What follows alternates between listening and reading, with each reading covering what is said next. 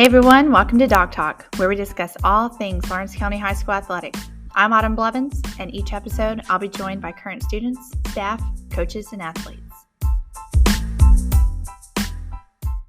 I am joined by two members of our girls soccer team. We have 58th district champions and 2A section champions. They also finished their season with a record of 13-7. Go ahead and introduce yourselves. My name's Maggie Johnson. I'm a sophomore at LCHS. My name's Alyssa Moore, and I'm a senior. Awesome. What position do you play, Maggie? Usually center back or center mid. So explain to somebody, maybe if they don't play soccer, what your position actually does, what your role is, or what you are responsible for on the field.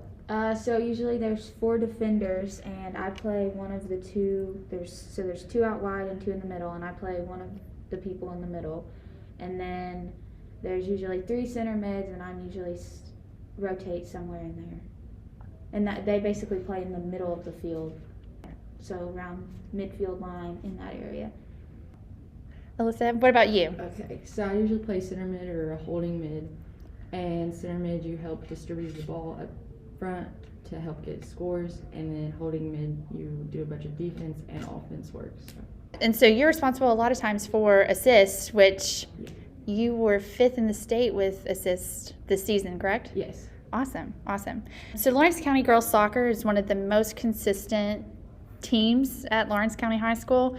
You all have won districts every year since 2011, is that right? Yeah. So what's the reason as to why you guys are so successful? Honestly, I think it's just like the work ethic of the people on the team. We don't necessarily have the most resources, but everyone works hard because we have to work with what we have and who we have and that type of thing. So talk to me about your season. All of our sports are still battling COVID and quarantines and stuff like that. And then you all lost some players there at the beginning. What was the situation like? How did you guys overcome any kind of adversity? We started off with like 15 players, I think. Around that, yeah. And then we dropped 1, gained 1, then dropped 2, which was difficult because in high intensity games, people get tired. But we overcame that and honestly just all stepped up to do what we had to do. Those that stuck it out, of course, reaped some really good benefits, and you guys had a lot of success on and off the field. Let's talk really quick about your all's coaches. You have Heath Webb, and Skylar Chapman is the assistant. Yeah. She was a former player and collegiate player, correct? Yeah. Yeah. What are some of the things that they bring to the table as far as like philosophy or discipline? How do they bring out the best in you all? I think Skylar brought a lot of new drills for us where she played college level, and she knew what it was like to be a player, and then also got the coach view. I think especially this season, they really focused on each practice, giving it all you had, because we never knew if we were going to get called to be quarantined and then if we were going to be able to play our next game. So it's kind of just you had to play when you could because you didn't know when you would be able to play again. Because I know the boys team, they got quarantined and had to miss out on their 2A tournament. So that's kind of what Heath reiterated every practice was while you're here, give it all you got because you don't know when you would be out here again. That's a great thing to transition to from the field into the real world is, do the best you can. You don't know what's going to happen next. As a coach myself, I always like to reiterate some things with how can we take what's happening here and apply it to real world situations. And so that's a great one, I think, to take on to the next level. You never know what's going to happen. And at any moment something could impact you or change you, and just to give it all every day that you can is a great piece of advice. Team dynamics is important in a sport that requires you all to be on the same page, and you have to trust each other. You guys have a lot of pieces on the field that actually play a big part in soccer. What kind of team bonding activities were employed by your team? What kind of things did you guys do in order to get along so well? Every chance we got, if we had a morning practice, we'd go and get breakfast after, and that was always a good team bonding thing. And we also did fun drills, like that would help us learn soccer, but also have fun with it and get to know each other more. And then a couple times, well, September Fest, we did the parade, and we all went over to one of the players' house and decorated the float, and that was fun. Yeah. And then, well, when we went to the 2A tournament, we were able to stay in the hotel, and we were partnered up, or groups of four. Yeah. Groups of four. So it was fun to float around the hotel, and went out to eat and did some fun things outside of the games while we were there. So that was good. Yeah, and doing all of that, of course, helps to build those relationships and kind of take that onto the field and be able to be successful. Alyssa, you are a senior, so what do you hope to do in the future? Is there soccer in your future? Kind of an iffy thing right now. I'm not sure if I want to play soccer in college because of the commitment issue and stuff.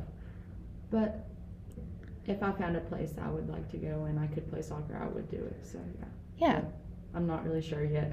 Do you have an idea of what you want to study? No. Yeah.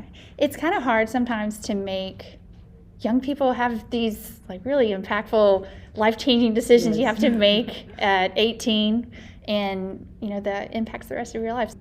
As a senior, and you played your last game, what do you hope to see with the future of the soccer program here at the high school?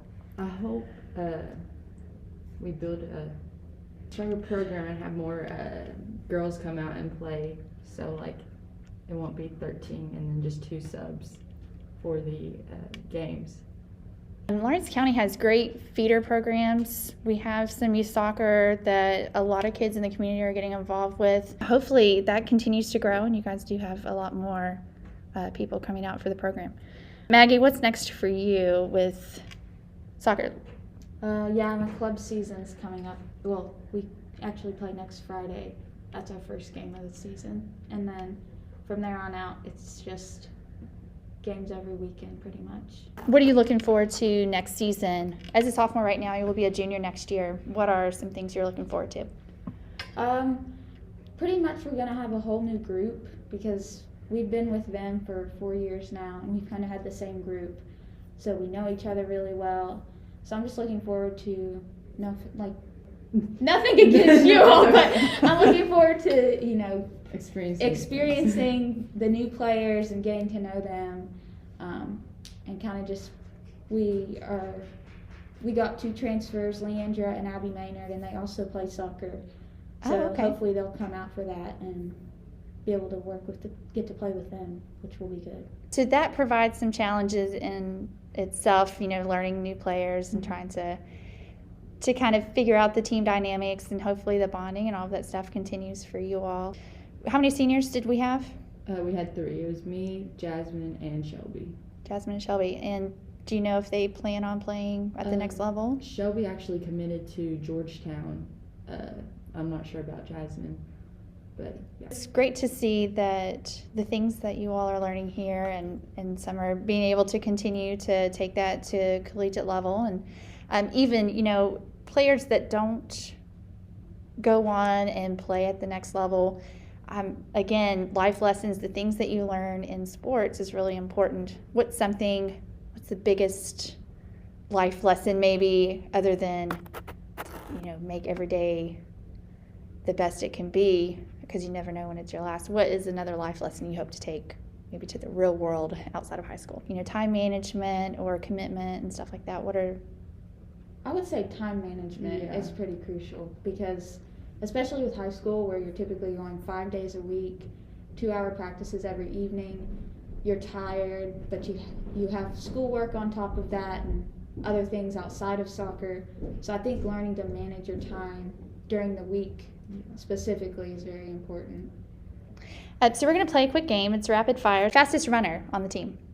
Probably Maggie. Oh, no, Jasmine. Jasmine. Maggie or Jasmine. They're pretty... Maggie's really good at, going for a long distance, and then Jasmine's just really fast. Favorite food? Shrimp, probably. Potato soup. Favorite drill? Transition boxes. Oh, what was that one I texted? Power finesse. Power finesse. I love that game. So what is power finesse? Okay, it's so you have a line behind the 18-yard, and so like Heath would be on one side with balls, and Skylar would be on the other side of the goal with balls, and Heath would pass us the ball, and we would have to take a shot before the 18-yard line. If that goes in, then you take another shot, and it's at the 6-yard line, and if you make 2, you get to call out a player, and they have to make both of their shots to either be in or out, and then it's covered. Awesome. Last wins. Yeah, awesome. So you said a transition drill, a box drill. Yeah. What's that? So there's 3 boxes, and then there's a group in each box, and you're in your team in the box, and if you get 5 passes, you try to switch it to the other box, but there's, oh gosh, it's kind of hard to explain. It is. I was explaining mine, and I'm like, oh no. Okay, there's 3 boxes, and there's a group in each box, and the goal is to switch the ball after you get 5 passes from one box to the other, and it's just very high-paced and fun, and everyone's involved, so you're really never bored. Those are the kind of drills that I like to do as a coach. Not a lot of standing around. People are all involved, and it's always moving and stuff. So, biggest influence. Who's your idol, motivator, biggest influence? Probably my mom and dad. They push me the most and just make me want to be a better person. There you go. I'd say the same thing. If you had a choice between listening to music or watching movies, which would you choose? Watching movies. Yeah. Music kind of gets on my nerves sometimes. I like music for short periods, Yeah. but movies definitely keep me entertained for longer.